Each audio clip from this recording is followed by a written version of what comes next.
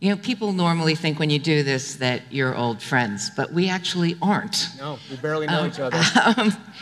And when I heard about this book, and then you interviewed me at one point for the book, but it was so long ago I barely remember it. I thought, oh yeah, another one of these books. I didn't have very high expectations, I have to say. I got that feeling from a lot of people.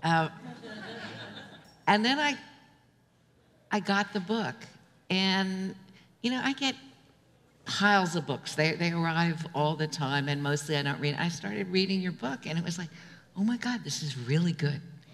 And I read through the whole thing, and it kind of stuns me because, first of all, it's a really smart idea that nobody has done before, which really is that, you know, when I started writing about food, chefs were old French guys mostly who had no education and went into the kitchen at 13.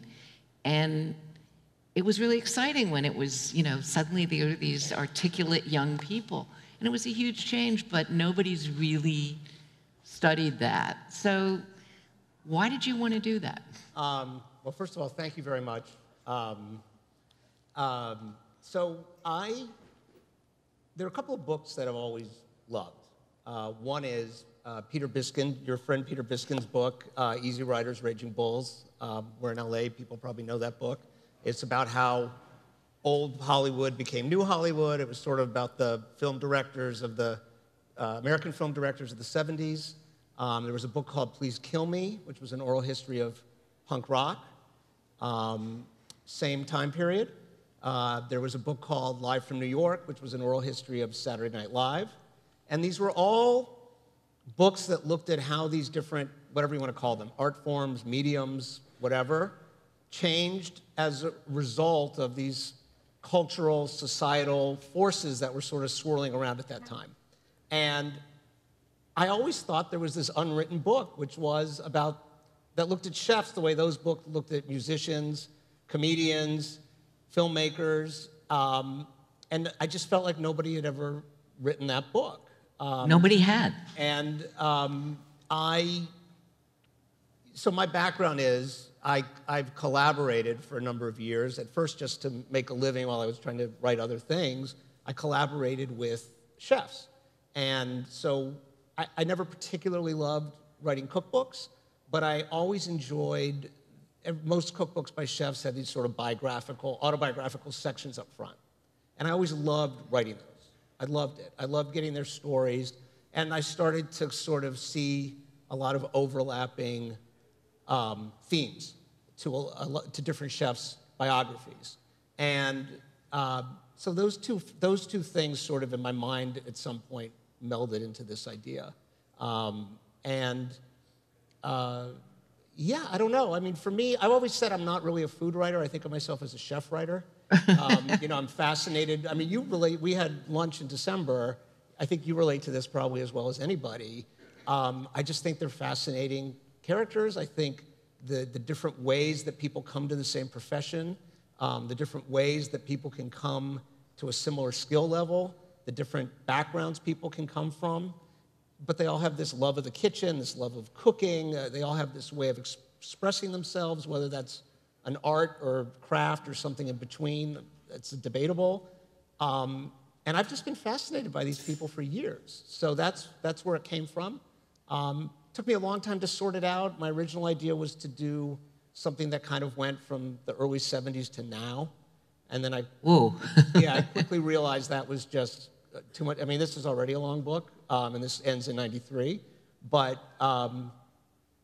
yeah, it just started. This kind of, to me, was really a golden age for chefs.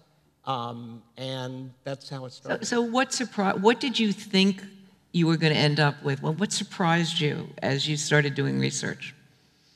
Probably the biggest thing that surprised me was how absolutely disconnected the coasts were in the early days of the movement. Through, I would say, maybe the early mid-'80s. How little people in New York knew about what was going on obviously not everybody, but what was going on in California and how little people in California knew about what was going on in New York. And even to some extent, although I know people, would go up and down to check each other's restaurants out, but how different, there's this term California cuisine. California's not monolithic. How different what was happening in LA was in every way. Sort of the archetypical LA chef versus what you found in the Bay Area, the style of food, the design of the restaurants, two different, as Joyce Goldstein said to me, two different planets, really. Yeah. And that was new, this monolithic term, California cuisine, is really, I think, unfortunate in a lot of ways because it wasn't that unified. I started my career in Berkeley. Yep. And moved to LA in '84. Right. And then to New York in the 90s. So I sort of got a little piece of each of it. But when I moved from the Bay Area to LA, I really did think I was coming to the moon. Yeah. What struck you as different? Oh, everything. The Berkeley food thing was really political. Mm-hmm. It really did come out of all of us. We stopped the Vietnam War and we started looking around for what's the next food movement. Mm-hmm. And there it was. We read Diet for a Small Planet. We worried about the vertical integration of agribusiness. Yeah. And I was part of a collective restaurant, and it was like we were going to do honest work. This was, right. It was a way of being counterculture, and it was very consciously counterculture, mm-hmm. the whole food movement there. Yeah. Here, it was very LA. It was very about glamour and celebrity and who was going to come, right. And there was a lot of, thinking about what the food looked like mm-hmm. and the plates, I remember when Michael, he was... Michael McCarty, he had his waiters dressed in Ralph Lauren, which was very, it was out there, these pink shirts and... nobody was doing that in those days, and he had the Villeroy and Bosch, these big Villeroy and Bosch plates. Nobody in the Bay Area was doing that. Yeah. It was very, Northern California was very Earth Shoe, mm-hmm. and down here was very Jimmy Choo. Right. I wonder what your feeling about this is, because you asked about surprises for me, right? I very quickly came to feel that LA, I feel like, has historically been undervalued. I feel like all the sort of historical blood flows to, certainly for the casual observer, to the Bay Area, specifically to Berkeley. It's very romanticized. I don't even know if romanticized is the right word, because I think people's impression of it is pretty much accurate. It's just that lifestyle was wonderful. Yeah. I lived in Berkeley. Yeah. My husband and I lived in a commune, mm-hmm. and for 10 years, the two of us lived on $3,000 a year. It was wonderful in many ways, and it's very appealing from this perspective, mm-hmm. Looking back. So it's not so much romanticized as I think there are a lot of people who wish they could live like that today. Right, but I feel like LA, I don't know, to me I call it sort of the Spielberg factor. Not in the book, but that's the term I use. I strangely feel for someone who's as successful as he is, that in some ways Wolfgang Puck is actually a very underrated chef. Oh, I totally agree with you. Because I think he gets credit for, the business piece of it and doing the frozen food and being a celebrity, but doesn't, this is a guy who came up in 3-star Michelin restaurants, right? And I always think about Steven Spielberg, you can only be so successful and have Oscars, right? Like he couldn't have the Oscar until he did Schindler's List. You don't get the Oscar for Raiders of the Lost Ark, right? And I feel like that, and that to me sort of is emblematic of how people looked at LA. Like you just said, it was flashier and there was this sort of shine to it. But there was really important food happening here and really talented people here. And you know, Wolf at least is really famous, but there are a lot of people who don't get credit for what they did. I mean, Bruce Martyr comes immediately to mind because he was doing California cuisine at West Beach Cafe before there was a term for California cuisine. And you know, Michael McCarty, I mean, you know, you put this picture on, I mean, I think at one point I was the only person who had this photograph. Sorry. But, you know, I mean, Michael knew exactly what he was doing when he got this. Can you all see this? I mean, it's the most amazing photograph because it was taken in, I think, 79. 79. Yeah. And it's a deliberate notion of chefs as a rock and roll band, basically.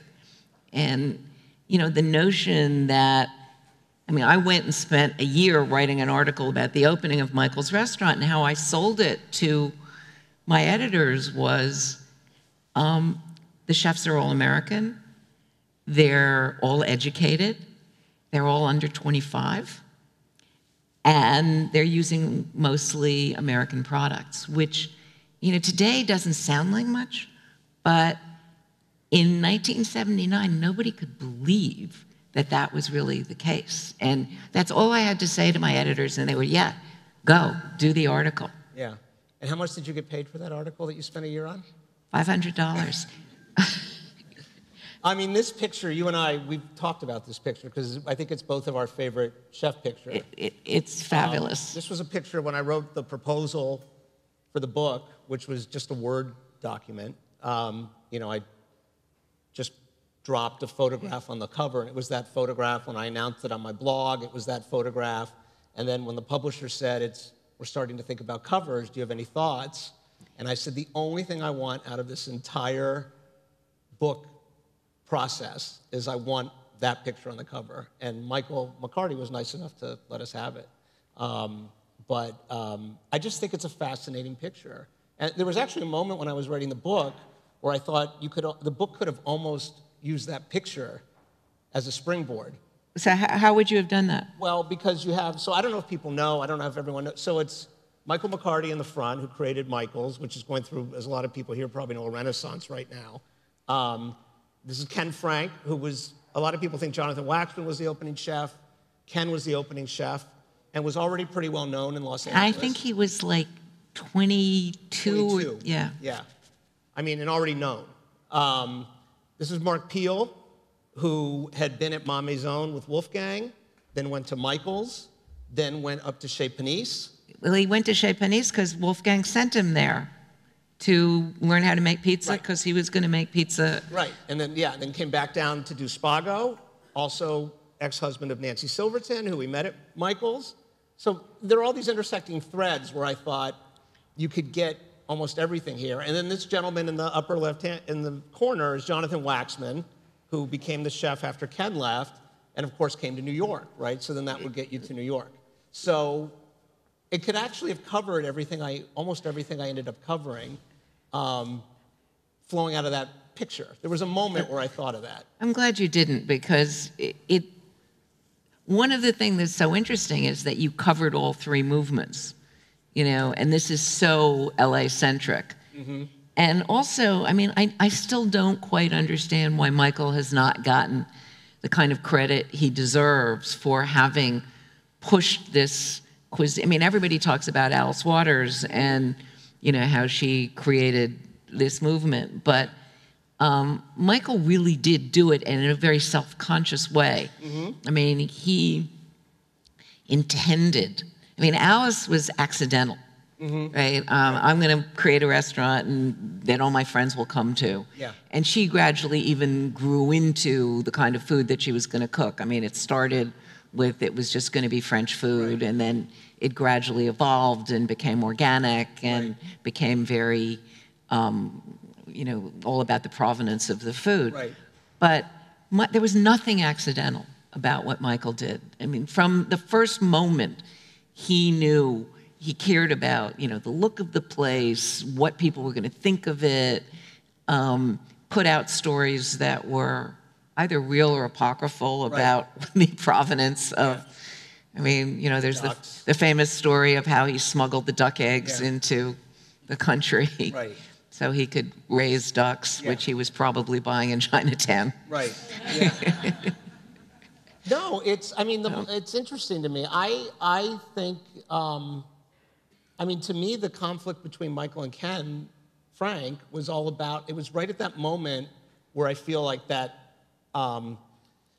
fissure was kind of happening, So you had Patrick Tarai and Wolfgang Puck at odds, starting to be at odds at Ma Maison, with Wolfgang wanting more money and thinking about maybe doing his own thing and doing this other restaurant with Barbara Lazaroff, who comes into the picture.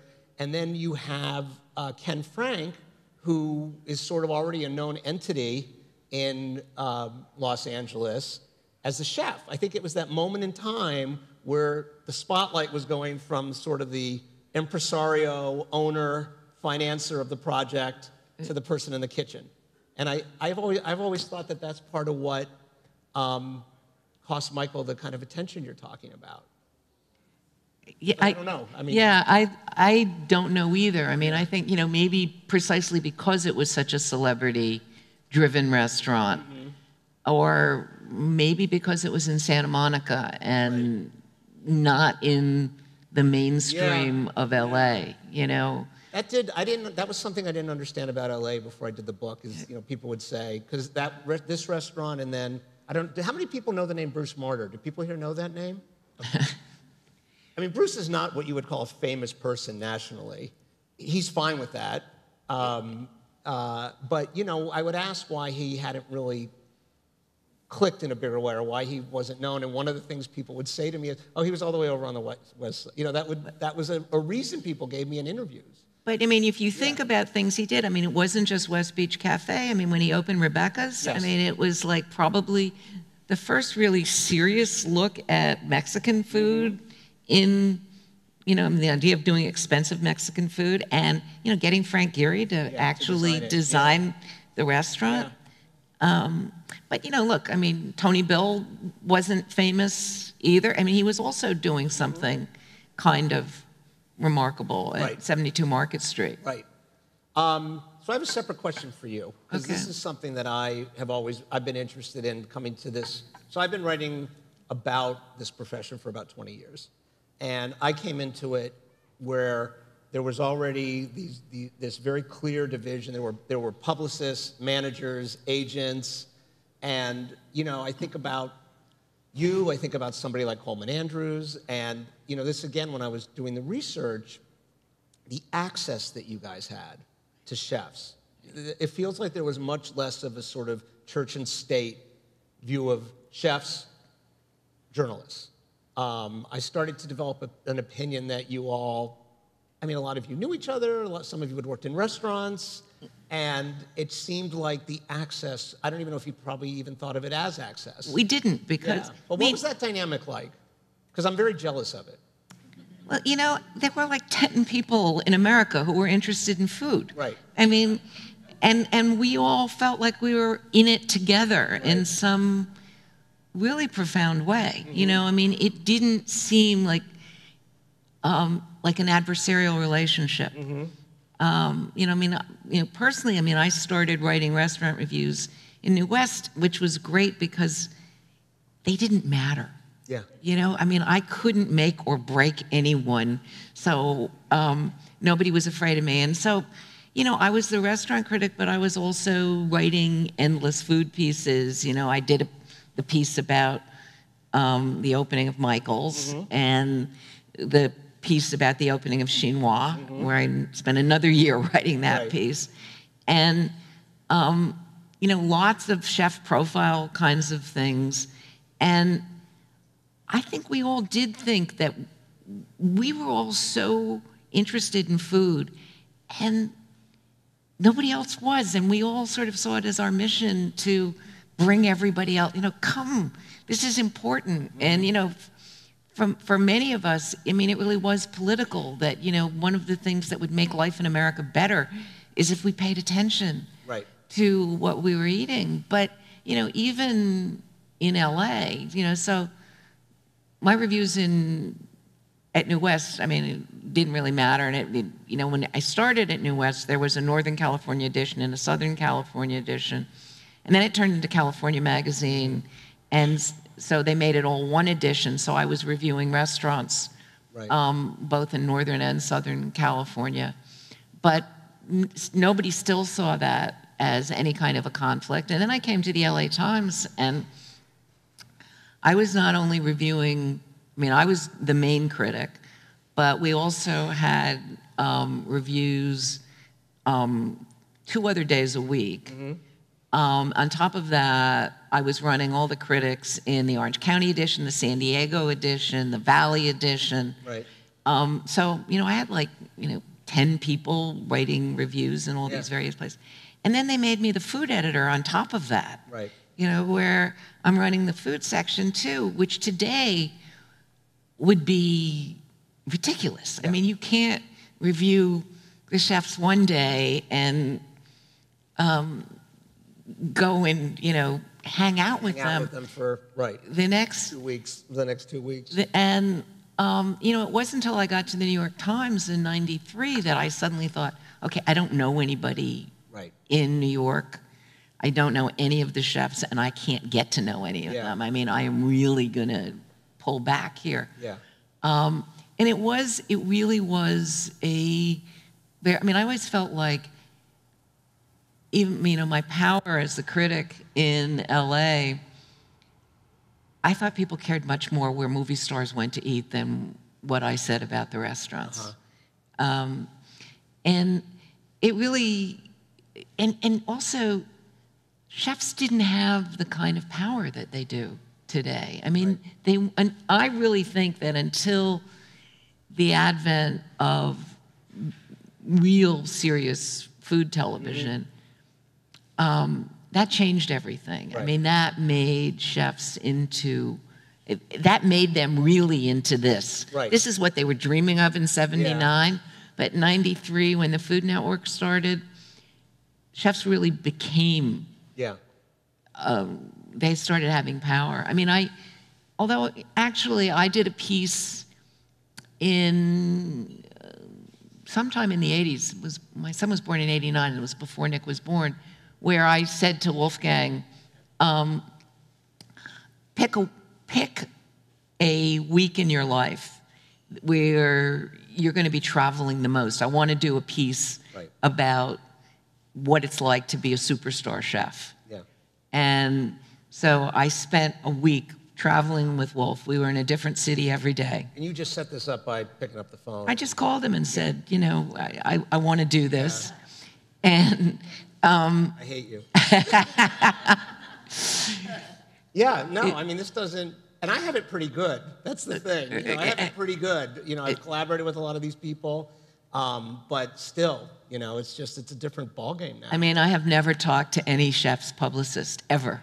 Yeah. I mean, I've just gone right to the chefs. Yeah. But I have to tell you, we had lunch in December. Right. And I told you, I said, what do you do when people ask you for the question? Because publicists very often ask for the questions in advance for an interview. Right. And you looked at me, you'd never heard that before. I'd never. Yeah. I mean. And I have to tell you, ever since your reaction, I just write people back and say, I don't give questions in advance. I mean, I was appalled as a journalist. What? Yes. What are the questions? Yeah, I rarely did it anyway, but I'll never do it again. Just like, that's, because I just remember you looked at me like I was crazy. It was just, I never heard of. Like I was talking another language. But you know, that's what movie stars do, right? Yeah. I mean, that just wasn't what chefs did. But I remember thinking, I mean, with Wolf, we landed in Cleveland. He was doing a big charity thing that he organized in Cleveland. And the woman at Hertz knew him. And it was the first time that I had this real sense of, oh my God, I mean, we're not in LA, we're in Cleveland. Right. And the woman is looking at him like, Wolfgang Puck. Yeah. And I thought, how does she even know who he is? Yeah. It's so funny now, because now it's, I remember years ago, I mean, with social media now, so years ago I was having dinner with a friend of mine who's a chef, and we were at another person's restaurant, and as we were leaving, the chef whose restaurant it was came in, and they saw each other and gave each other a hug, and I said, oh, I didn't realize you two knew each other, and they said, oh, we don't. You know, it was like an Instagram thing. They recognized each other, and you would have thought they went to college together. I mean, it was crazy. It was crazy. It's just, it's so hard I think, for people to grasp all of that, And the other thing to me about the Times, which I've been doing all these interviews this week because the book came out 2 days ago. I don't think people understand how free people were to try things. There was no, first of all, you weren't seeing everyone else's ideas at the speed of light, right? You didn't have in your pocket something where you could see a dish that just went on the menu in Copenhagen, right? Let alone in New York if you were in LA. You didn't see that stuff. So you were creatively kind of developing on your own or with limited influence, right? But also your mistakes weren't being broadcast. And I'll never forget, Jonathan Waxman said to me, it's in the book, that,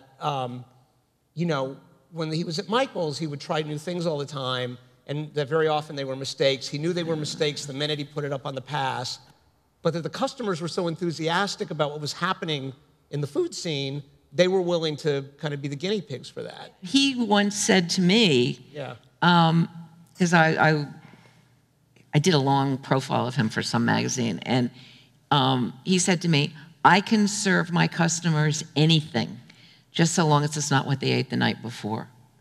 And that's what it was like in LA.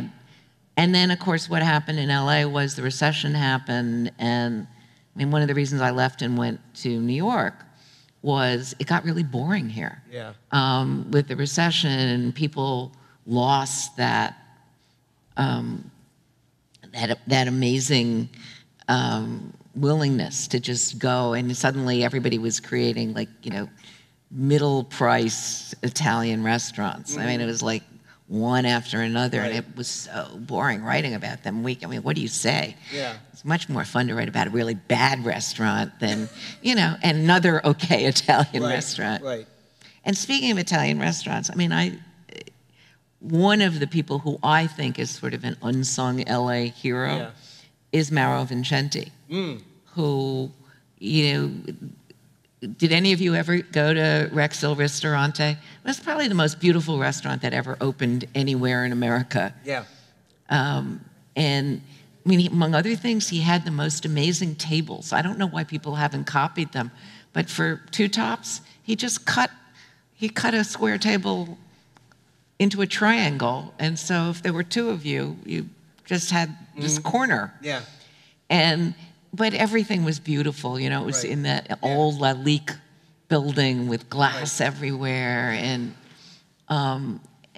he really knew Italian food, and the food was impeccable, and then he died he died, and he died too early. I mean, he's one of these people that they come up, and there was him, Michael Roberts, who had Trumps, no relation to the other Trump. Jean Bertranu. He was in his time God in L.A. But these are names that are, most people south of 40 probably don't know these names, which is it's kind of astonishing. And the people who had that food, who were here for it. I mean, I remember mentioning Michael Roberts to you at lunch, and you almost got tears in your eyes, there was it stopped you for a second. Well, I mean, here's the thing about Michael. You could put the first Trump's menu you could serve it in any restaurant in America today, and it would look modern. And I mean, you're talking about something from the early '80s, and it's just he had the most amazing sensibility, and also the way Trump's looked. I mean, that too was sort of groundbreaking. And he was such a wonderful guy. But not a self-promoter in any way. So, question about the book, right? In comparison, because you've written all these memoirs. Right. And they're your story, but they also are the story of, a lot of them are the story of what happened in restaurants over these years and happened in the food scene. For me, writing this book, it was really interesting because I was alive during these years. Right. But I wasn't even around the business or much of an eater in the sense of the word that you and I would use it about our work until the 90s, until the mid-90s. Right. And this book ends in 93. It ends the year that I first started being around the restaurant business, actually. There's probably something Freudian there. But, you know, I've wondered as I worked on it, you know, is it a strength or a weakness that I come to this not having been there, you know, with total objectivity. Right. You know, I had a moment, I was talking to a chef. I shouldn't say who, but I will say it was one of the former chefs of River Cafe. But I won't say which one. Okay. And they had seen the Jeremiah Tower documentary. And they said to me, you know, I gotta say, he's important and his book meant a lot to me, but we were way more important than stars.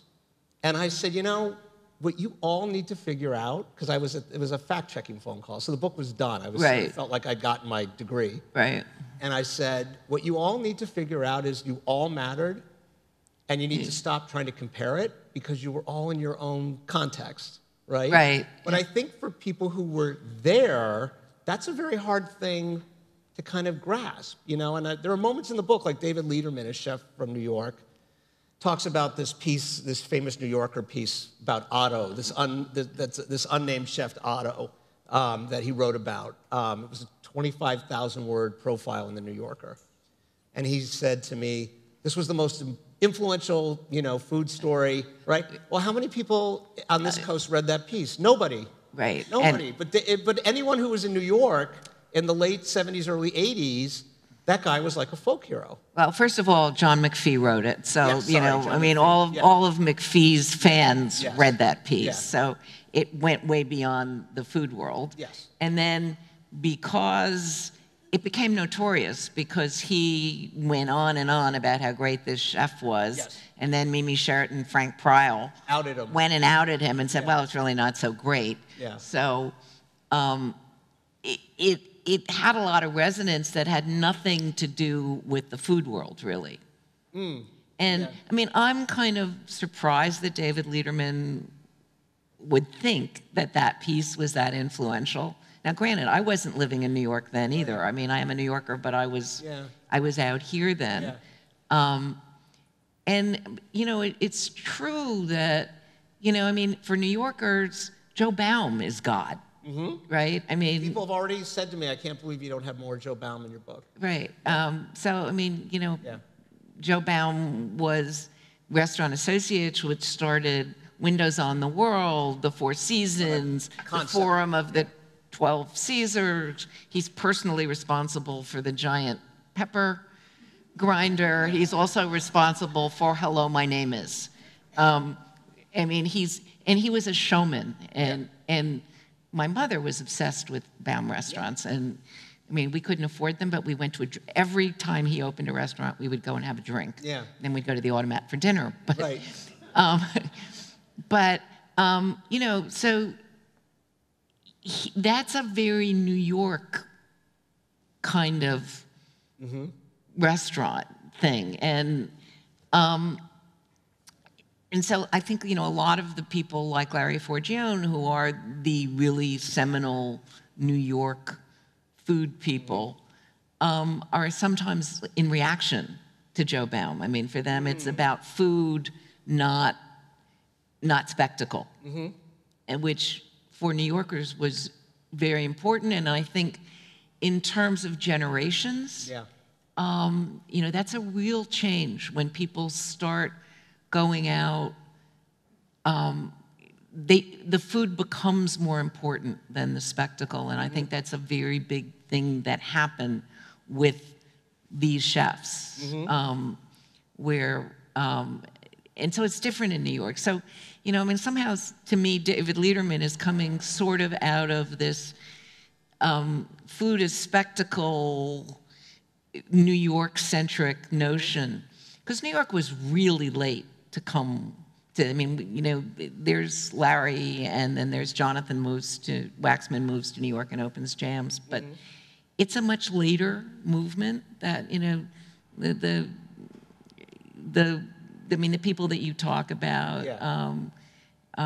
Well, there's the late the Huberts and that's all 79. Right. I mean, that was you know, it's funny to me because there's the second chapter in the book is about these 5 couples that all opened restaurants in New York City. They all opened in 1979. It was the same year that the John McPhee piece ran, and it was about actually a couple. I mean, it's primarily about the chef, but it was a husband-wife team, and it just it seemed to me like it was almost this thing like, I think you even said this, you know, let's put on a show. Right. But none of these couples none of them were formally trained. You know, they were middle class or upper middle class.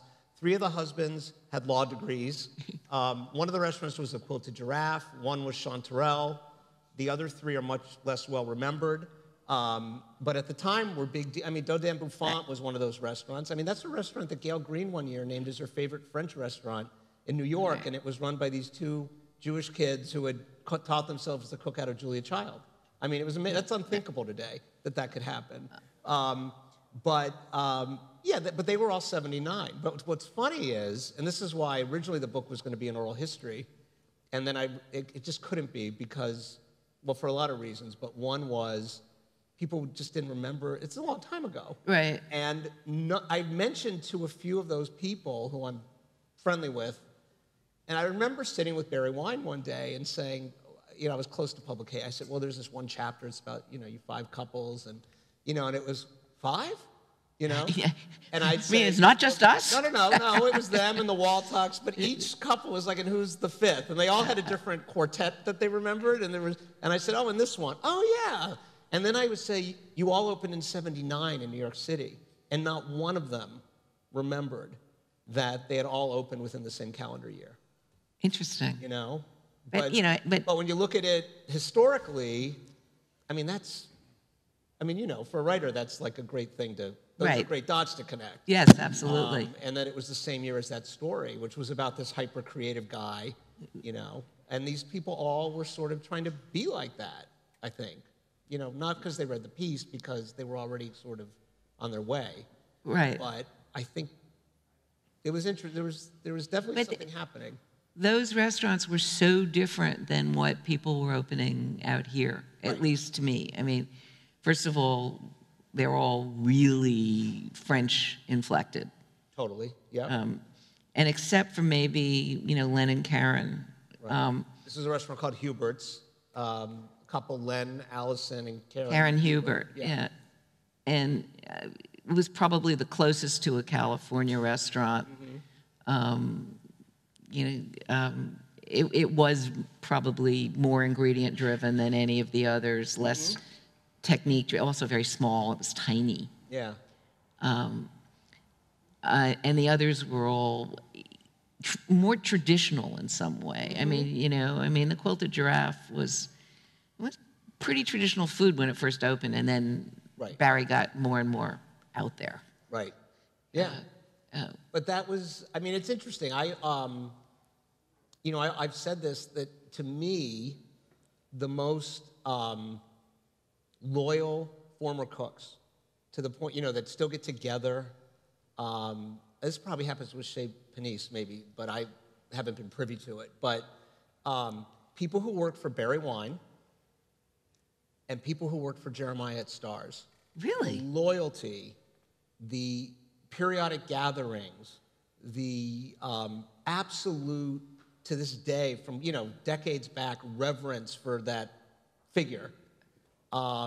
It's very similar. Those 2 guys don't know each other very well at all. But it's very similar. Those were such different restaurants, but they were very collaborative chefs, you know, get together at the end of the night or at some point in the day and kick around ideas together as a team. They were open to almost anything.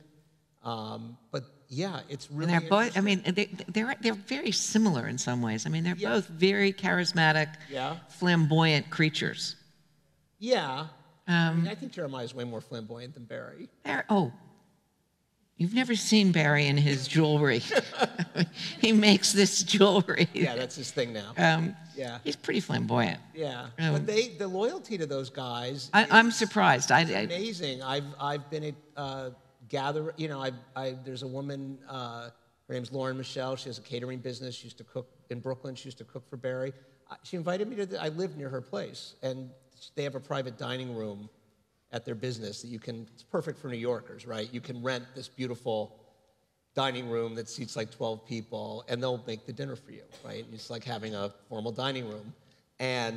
But it was all former QG, Quilted Giraffe people came, and they each did a course. But this wasn't an event for the public. This was for themselves. Right. Barry came. That's really nice. That's really nice. Amazing. And I once was in San Francisco, and I ended up, Jeremiah was in town, and I was doing interviews for the book, and I ended up at Zuni Cafe at this long table upstairs with Emily Lucchetti and Steve Rainian, and like all these people were in town, and I mean, it was crazy. And everyone had a margarita and a burger and a Caesar salad. But those groups still exist like that. It's fascinating to me. Well, Chez Panisse certainly has that. Yeah. And there's some restaurants here in LA. I mean, I think, you know, all the old Campanile people are really tight. Yeah. So, and Wolf's people. Yeah. I mean, most of them still work for Wolfgang. Yeah, I mean, that's a whole other thing. It's unbelievable that, you know, 35, 40 years later, they're still there. Right. Yeah. He's good at keeping them around. Well, you know, I mean, I just went to the Rogue Experience, which he's doing, which is so fascinating to me because it's the first restaurant I've ever been to that's about the chefs, not the customers. Right. I mean, he's bringing in a chef from one of his far-flung restaurants every week, a different one, and it's you cook for 8 people every night, and it's do something new, whatever you want. Food cost isn't an issue. Yeah. It's like a chef's dream, right? Yeah. And that's how you keep your people loyal. Yeah. No, it's great. Although he was funny when we, you know, there's this story about the opening night of Spago in the book, and you know, people were talking about how they never cooked the menu, they never cooked the dishes until they opened, Right. And that they had the menus pinned over each station so at least they could get all the ingredients that were named into each dish, right? Yeah. And I remember asking him, I said, you know, do you like that adrenaline rush? Do you need that? And he said, yeah, I do. And it was so funny to me. He said there's cooks in his empire, or chefs, he barely checks in on them. And he said, if they ask me why, I say it's because you always make the same old, excuse me, but he said it's because you always make the same old shit, you know? Right. And I don't want to come in. It's so interesting to me that he, you know, I read that profile that you wrote that you alluded to a minute ago about when you went to Cleveland with him and you were on the plane and all that. So he was a very hard interview to get, very hard. And ultimately, Jonathan Waxman made a phone call for me. I was desperate. I mean, I literally had a draft of the chapter, the first chapter in this book, which is a 25,000-word chapter about L.A., centered around Wolfgang, drafted. But you hadn't spoken to him. I hadn't spoken to him once. I'd never met him. And he was great. So he and I spoke on the phone. He was coming to New York the next day. He had like 3 appointments in the morning. He was in D.C. He said, I got to go to Brooklyn. Then I'm going to check in on Cut. They were building a New York version of Cut, which has since opened. He was in town to do the 30th, no, not the 30th, but the annual City Meals on Wheels benefit in Rockefeller Center. This was in June, which is how I knew he was going to be in town. And he said, well, you know, text me at 10:30 in the morning, right? So I live in the suburbs. I came into the city first thing in the morning, and I was just waiting somewhere in case he was early, whatever. I got in touch, and he said, meet me at this hotel at 12:30. It's like just 5 minutes late. Could not have been nicer. We walk into the bar of the hotel, and I guess it's where he always stays, he shakes hands with, they all knew him. All the busboys, the bartender, We sit down. He had maybe 6 espressos while we were interviewing. He drinks a lot of coffee. Now, you wrote a piece in the mid-'80s. This piece you alluded to is the mid-'80s, right? And he told me he had an hour. We spent 3. I don't know how he had 2 extra hours. And then he was listing out the rest of his day. He asked me where he should go to dinner after the City Meals thing. Now, this is a 67-year-old guy, right? 66. Come on, we're food people. No, I know. I know. Of course. But what I remember thinking was, this is the exact same guy that you trailed 3 decades ago for that piece. It was amazing to me. And then he was coming home to LA and then going back to do whatever it is now, HSN or QVC, whatever it is, down in Florida. Then he had a thing in the fall. I said, why are you going back to LA? He's going to be in Florida 2 days later. I mean, it's crazy. Well, that's how chefs. But that's how chefs live today. I mean, it's. But I almost feel like he half invented that. Well, but he loves what he does. I mean, if you love it, you do it. Yeah, but Alfred Portali, who's the chef at the this is not in the book, but we're friendly. But he told me once that when that piece came out, he read it over and over. That's how new that notion was. Like that whole lifestyle you were describing was new. Well, but he also read. I think I told you this that. Oh, right. Yes. He has a cameo that didn't make the story. Yeah. So we're doing this thing, and we're in Cleveland, and there are, I don't know, 15 chefs that Wolf's brought in, and at a certain point, he says to me, "Have you taken enough notes?" And I said, "Why?" And he said, "Well, because the person who was supposed to help Alfred didn't show up. And would you go help him?" And I said, "Sure." So I went over and I said, "Wolf asked me to help you." And we spend 3 hours just humping. I mean, we are turning this out. It's just the 2 of us, and it's some quail dish. And at the end of it, he says, "Boy, you are a really good worker. I'm going to tell your boss what a great worker you are." And there's a big party afterwards. Yeah. About 2 in the morning, he dances past me and he says, "Why didn't you tell me you were a journalist?" It's great. I mean, if you know Alfred, it's even funnier because he's a fairly serious individual. Yes, he is. Can we talk for a minute about the Stanford Court dinner? Because you were there. Yeah. I've been fascinated with it forever. There's a whole chapter in the book about this. There was an AIWF dinner. It took place at the Stanford Court Hotel at top of Nob Hill in San Francisco. Now, there's probably 3 dinners like this happening somewhere in the U.S. tonight.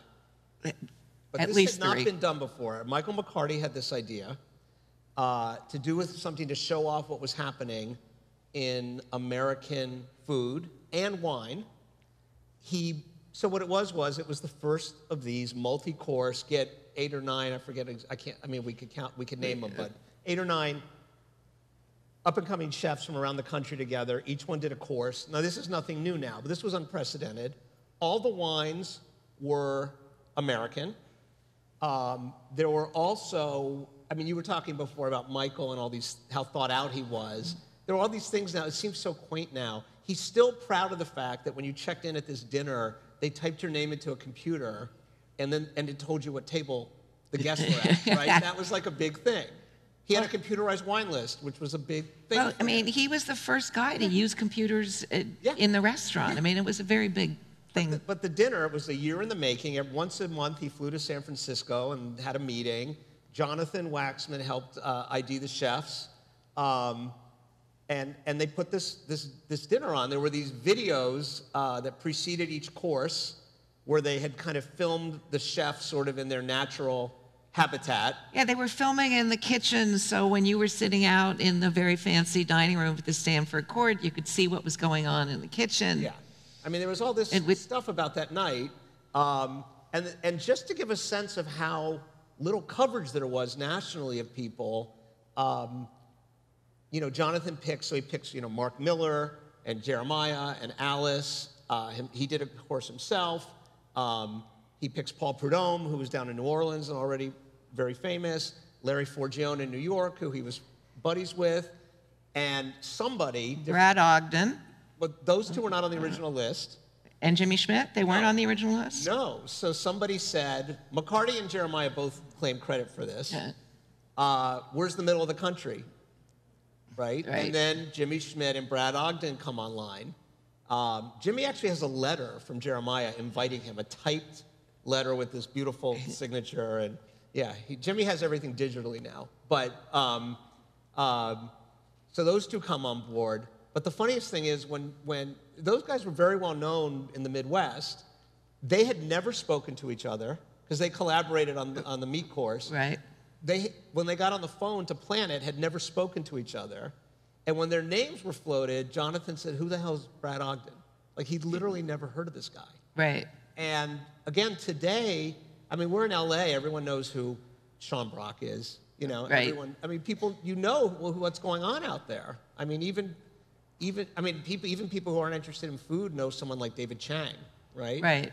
And so I think that dinner was unimaginable. But you talk about the fact that the dinner aside, the idea of getting chefs together. Yeah, I mean, I think my lead was this, but I think everybody who covered it started with too many chefs. You know, that everybody was convinced that it wouldn't work. Chefs weren't supposed to like each other. They were all working out of the same kitchen. We were all absolutely persuaded that it was going to be a disaster. And the food was wonderful, and it was exciting and beautiful. And it was also, we were learning about the notion of regional American food, which was really important.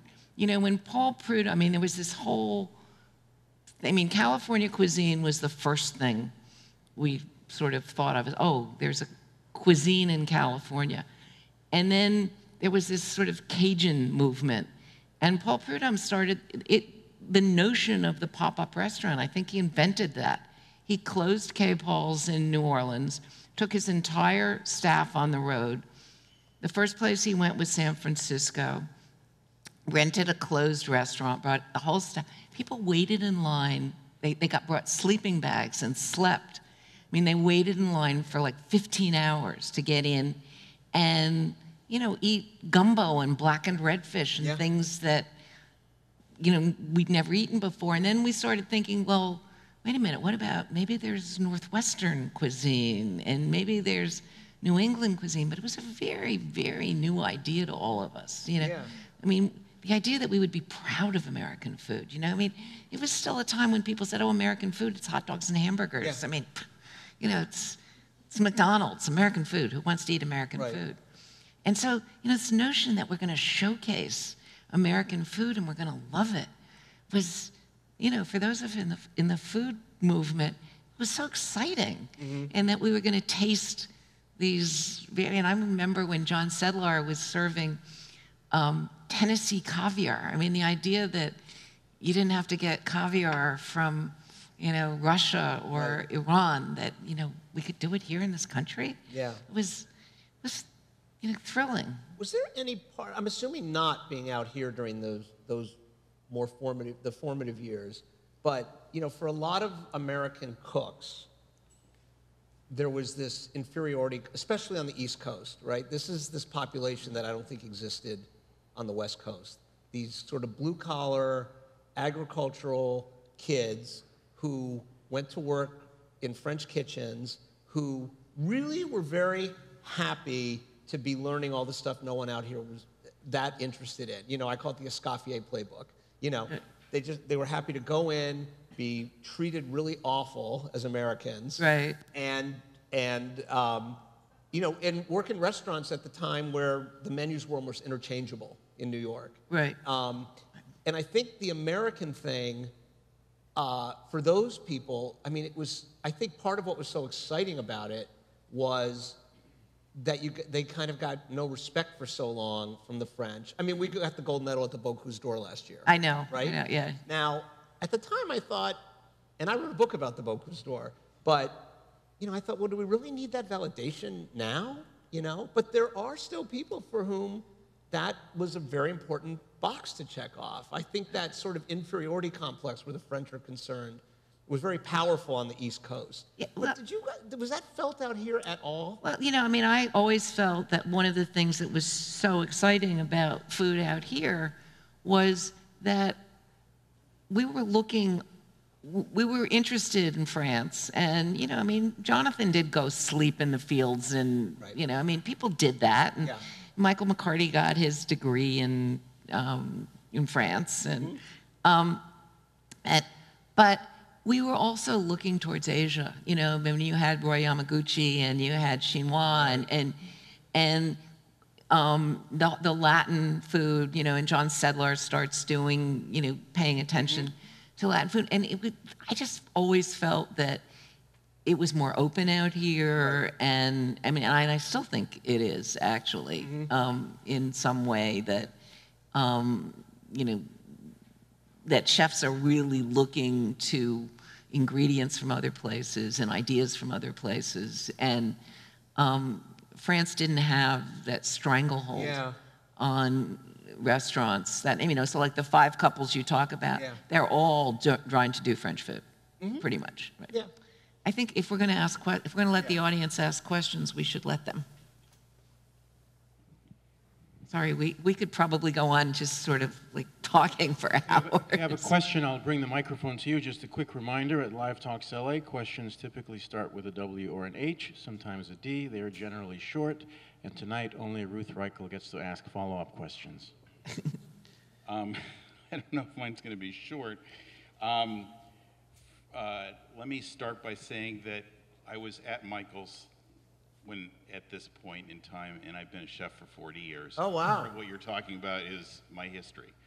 So I have stories about Jonathan, and I left Michael's to go open and be the sous chef at La Toque, and oh, wow. long history, and helped open 72 Market Street and opened the first California American restaurant in Paris in 1986, Marshall's.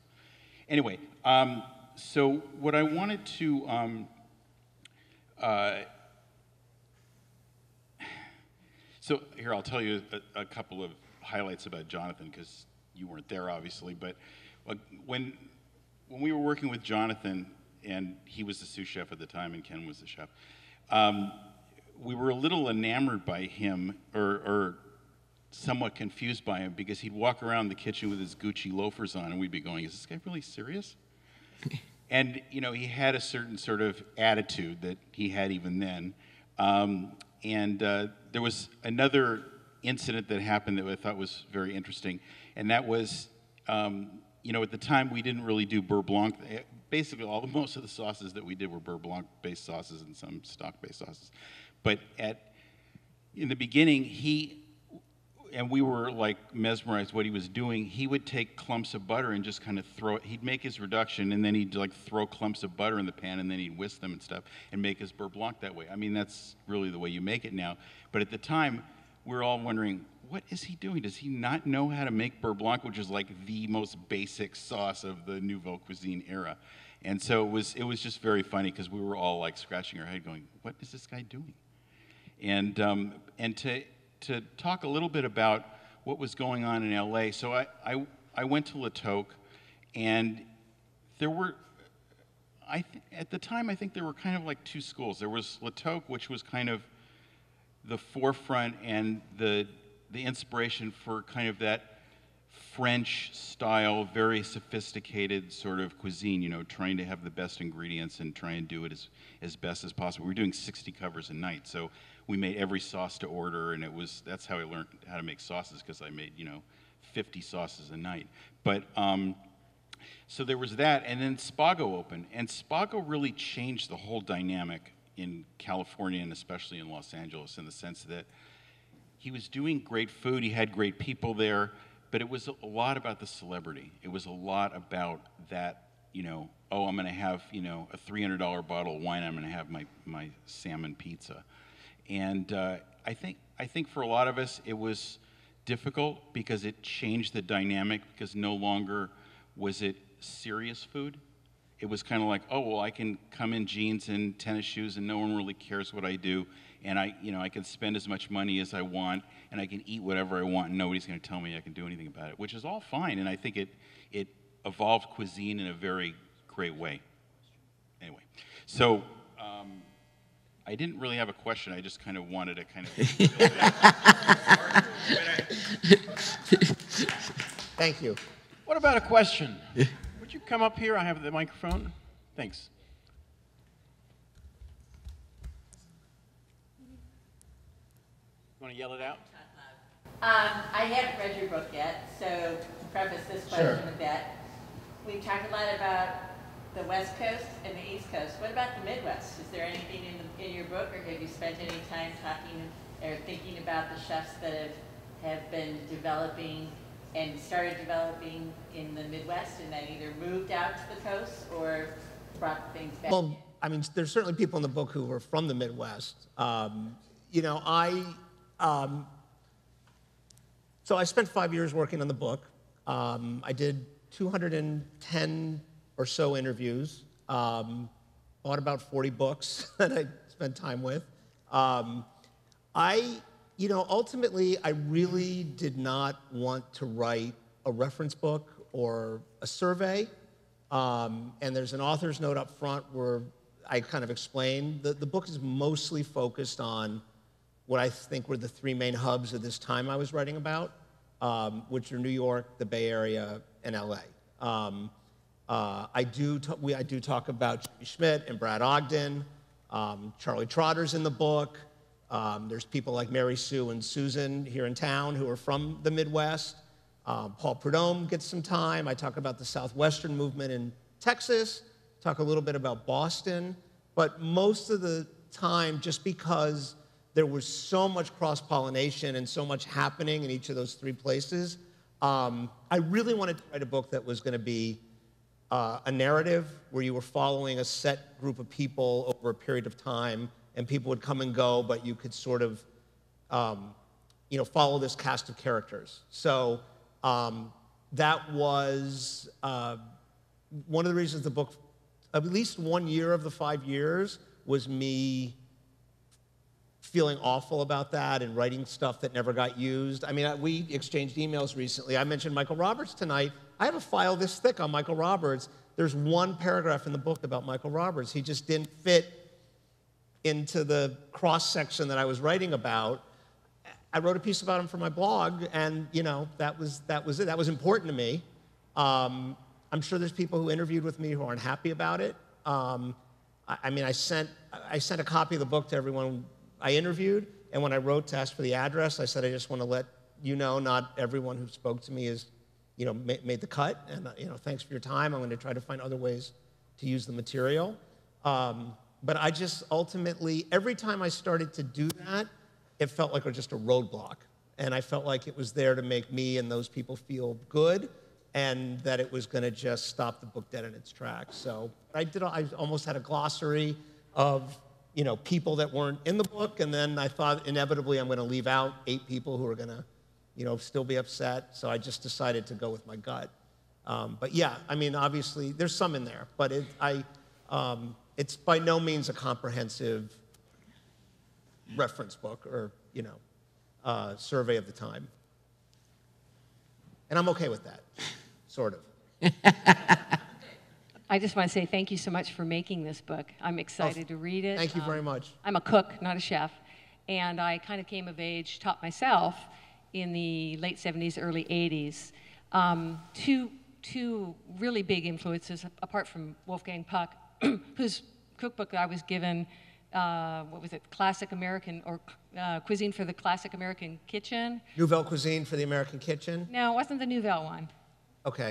I think it's called Wolfgang Classic Puck's American. Yeah, Anyway, American, yeah. Which was a great book, except you'd turn to page 23 and it would say one recipe, Beurre Blanc from page 63. Yeah. One recipe, you know, and it would list 5 separate recipes. Yeah. So you would spend 3 days in the kitchen to make one course. Right. It was quite interesting. My question has to do with Northern California, specifically since everyone knows Alice Waters and Chez Panisse. Does your book touch on what was happening across the bay in San Francisco at Green's restaurant?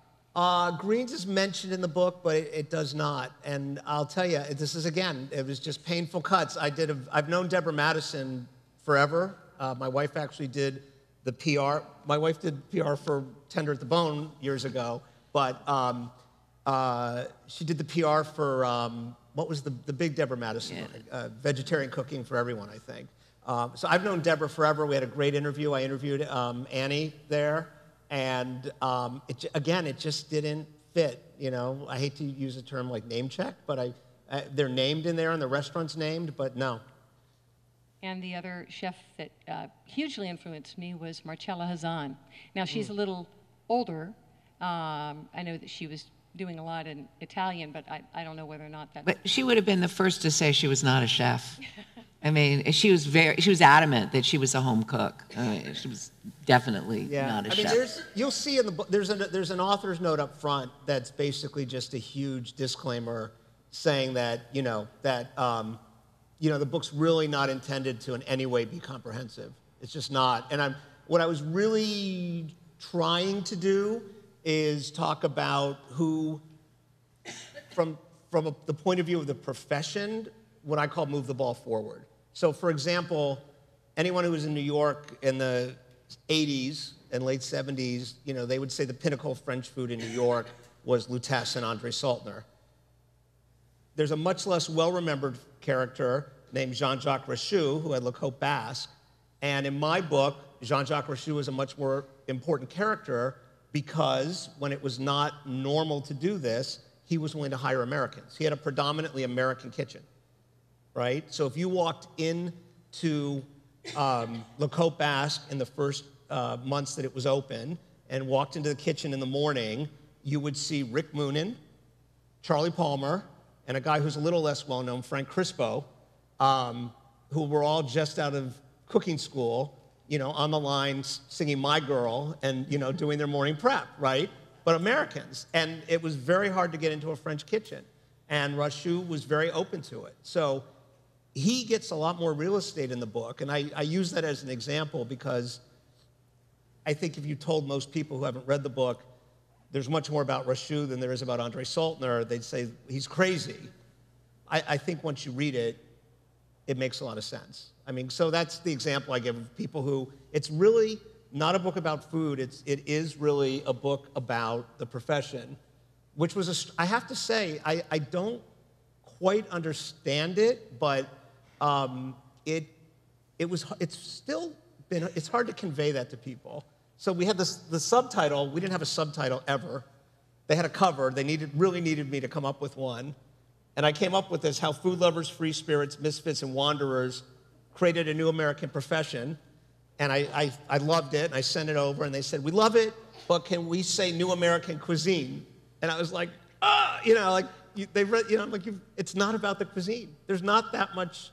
The Wall Street Journal just reviewed the book last week, and in the review, the critics said, and it was a really nice review, but the critics said, there's not much food in this book. People seeking, food porn are going to have to look elsewhere.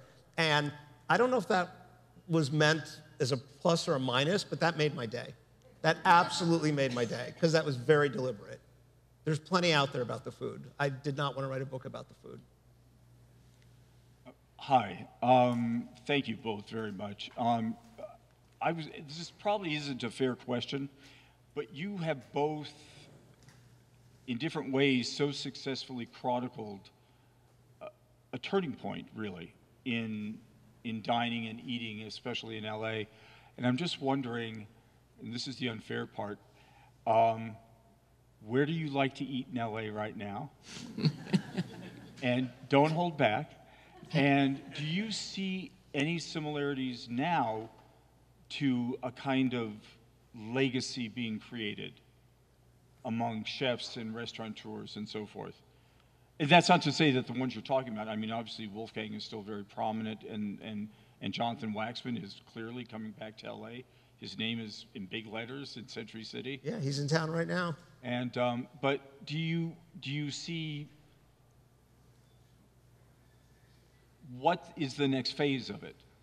I don't live in LA, but I've been here for the last month, and I have sort of set out to eat in all the really experimental restaurants, and I'm kind of fascinated by, so there's Vespertine, which I went to with the hugest chip on my shoulder thinking, oh, this is going to be horrible, and ended up really loving it. I mean, really thinking that you know, the food is delicious. Now, these places are all very expensive, and they're all trying to think about what is the next iteration of a restaurant. So, you know, Vespertine is really, the restaurant is performance art. I mean, it's like you move around, it's not just food. I talked about Wolf's Rogue Experience, which is, you know, very interesting. It's the restaurant as chef platform, and unabashedly that. I was at Dialogue the other night, which is Dave Barron's place here in Santa Monica that has, I think, 17 seats. And he is trying to do literally a dialogue with you. I mean, he's trying to tell you a story. It's the closest thing to kaiseki food I've seen in America. Not that it's Japanese, but it's all about seasonality and being ahead of the season and the way that the food looks. And Curtis Stone's Maud, which is, he has changed it from being ingredient focused to wine region focused. So they go off and take a trip somewhere, and instead of showing you their slides when they come back, they give you, they taste you through their trip. And so, I mean, each of these is really interesting to me in that they're really trying to think, okay, you know, what is, how can a restaurant be different? How can it be chef-focused? How can it, you know, talk to you in some way other than just feeding you a meal? And I don't know any other city that has this kind of room for experimentation. You know, if you want to know, you know, other favorite places, you know, I mean, almost any place in the San Gabriel Valley. I mean, the Chinese food is just astonishing here. And, you know, there's so many great places in Koreatown, you know, that if you love Korean food, which I do, just, you know, make you endlessly happy. I love Kisbaka, but Nancy's a really close friend, so I don't know how fair that is. But I mean, I think this is just, you know, a incredibly wonderful food town. I mean, I'm not just saying this because I'm here. This is my favorite food city in the United States right now. I was, thank you. He says that in every city. No. I was speaking to a restaurant while I was working on this book in New York, and I said, you know, I thought LA was the most like undervalued restaurant historically, and I actually got challenged on it by somebody. I mean, that would be a similar list for me of places I want to try. I'm sort of into repeat visits right now. I'm trying to, there's a whole, New York, there's so many restaurant closings. You know, new restaurants have like a 2-year shelf life, and then they start only doing business on the weekends, and then, you know, 3-4 years in, they're closing. It's awful. So I've been trying to go back to places a lot. I was not interested in Vespertine until I read your blog post. And I thought, well, if Ruth likes it there, I may give it a shot. Because I thought you were like, it was like, if I was going to design a restaurant for you to hate, I thought that. Yeah, well, it would be. And, you know, I mean, yeah. Jonathan Gold said to me, oh, you're going to hate it. Yeah, a friend of mine was coming out here, and she said, you know, where should I eat? And I just wrote back, not Vespertine. Like, that was my answer, having never been there, you know. But to answer the other part of your question, so for me, the repeat things out here, I mean, I love Animal. I just love that restaurant. It just hits me just right. And I love Gwen in terms of recent stuff.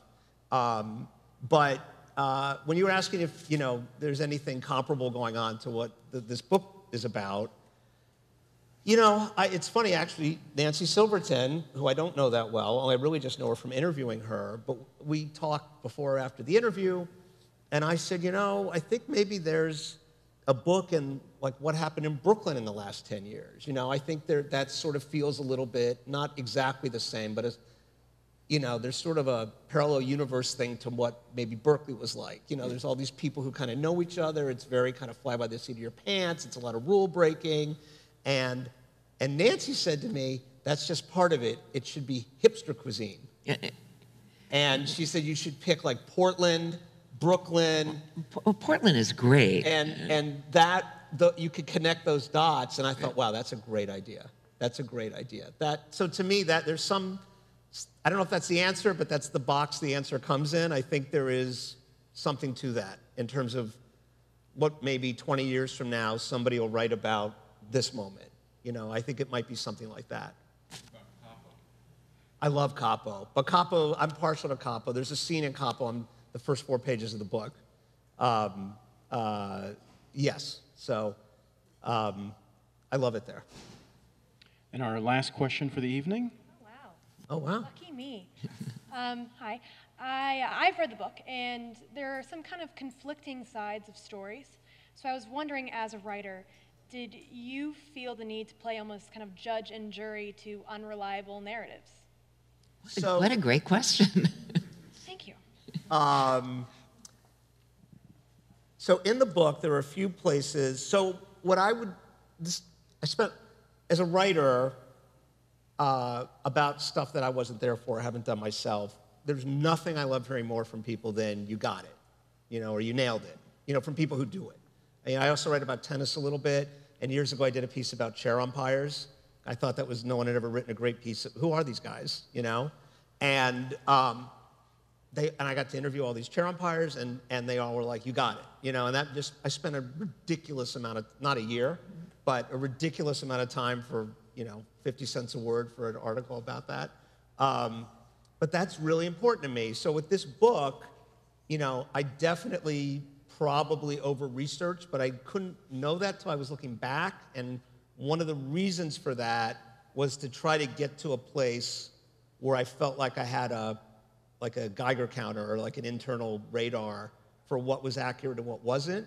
But there are places in the book where I literally didn't know what else to do except give, different versions of events. So for example, these 4 guys, Ken Frank left Michaels after a few months. Each of these people has a different version of how that happened, literally. Literally. What do you do with that? Now, I also had a horrifying moment with another writer who had done a book about the same era, not a food book or a chef book, but we were talking, and I was talking about how long it was taking me to write my book, and he said, at some point I realized that I'm the god of my universe, and but he was talking about real people. It wasn't like a novel, and I didn't say anything to him, but I thought, that's so wrong. That's so wrong. So there are these moments, and Wolfgang Puck and Patrick Tarai, who own Ma Maison, I call it this alternate universe version of each other's. I mean, they each have a different version of how Patrick discovered Wolfgang. They have different versions of that. They have different versions of what deal was on the table for Patrick and Wolfgang and Barbara to become partners and in Spago, and then retroactively partners in Ma Maison. They have different ideas of that. They have different ideas about how Patrick realized that Wolf was going to open this other restaurant, how he heard about it. I mean, it's amazing. And when you speak to each of them, they're all equally credible. They pass lie detector tests, I'm sure. So in those cases, I just put all the stories out there. I didn't know what else to do with it. I just seemed responsible to me. And to be honest, I think it's more interesting, because we're never going to know. This is 4 decades ago. You're never going to have an answer to that question. And I do think that's fascinating. Someone sent me a text the other day who's reading, Janice Swerman. Yeah. A woman who used to help run the dining room at Spago, who has a PR firm now. And she said, I love that everyone has a different recollection of all this stuff. I mean, it's really, I don't think anyone's lying to me. I really don't. Even Wolfgang, I remember when I met him and I said, so-and-so remembers this. And he said, well, everyone remembers history differently. And he was so at peace with it. It didn't bother him at all. And he said, I'll tell you mine, and that was that. But that's, it's interesting. Larry Forgione, who was the chef at the River Cafe, and Buzzy O'Keefe, who owned it, have different recollections about who took it in this American direction. And again, they both, if you talk to one and then the other, that's how they remember it now. So there's a mistake about you in the book, and it's not a huge mistake, but when I realized that we were having lunch, and you said, well, maybe that's how he remembers it. I mean, Right, very like blasé about it. But it's cool, yeah. I know it's I know. The people who mattered to me the most, I made their mistakes. You know, I found out Coleman Andrews sent me a note the other day that there was something, no one's going to notice it, but it was a slight transcription error. Well, Anyway, Coleman is to a answer your stickler. question, you know, there's also, just quickly, there's a lot, I kind of am in the book a little bit as I'm talking to people here and there, and it was from that conversation I had with that other writer, I thought, you know, I think it's important to acknowledge in some way that I wasn't there. You know, that this is stuff that I was told to me, or that I do quote articles by Ruth and by other people. You know, and talk about how it was reported at the time. You know, and even, you know, not every article is 100% reliable. You know, there's all kinds of things I found out writing this book that, you know, Wayne Nish, who was a chef in New York, he had a restaurant called March for years. He worked at the Quilted Giraffe. If you Google Wayne Nish, every article says he was a printer at some point in his career. But he wasn't a printer. He had worked in a print shop. But some lazy journalist got that wrong, and then it was out there, and then everyone who looked it up next, you know, and it just got propagated, and now it's fact, right? And that happens, you know, and that may have happened in my book, you know? So I hope not. I tried really hard. But I thought it was important to acknowledge that, you know, this was all stuff that I was either told to me or read or, you know, but that I tried to weave together into this thing. I have to say before we stop, Ruth was in San Francisco this morning, was supposed to be on a 9 o'clock flight. I forwarded some information about the car service. You were so casual about it, and wrote back, fingers crossed, my first flight was canceled.